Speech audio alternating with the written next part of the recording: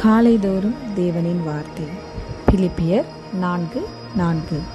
கர்த்தருக்குள் எப்பொழுதும் சந்தோஷமாயிருங்கள், சந்தோஷமாயிருங்கள் என்று மறுபடியும் சொல்லுகிறேன்.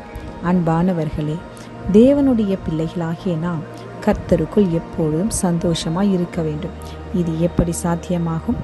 இதோ உலகத்தின் சகல நாட்களிலும் நான் உங்களோடு கூட இருக்கிறேன் என்று இயேசு கிறிஸ்து சொல்லியிருக்கிறார்.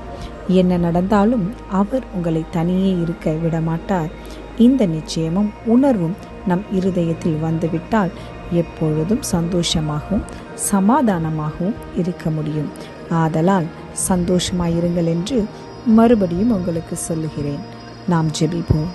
அன்பான பிதாவே, எங்களுக்கு சந்தோஷம் என்னும் ஆவியின் கனியை தந்து இன்றைக்கு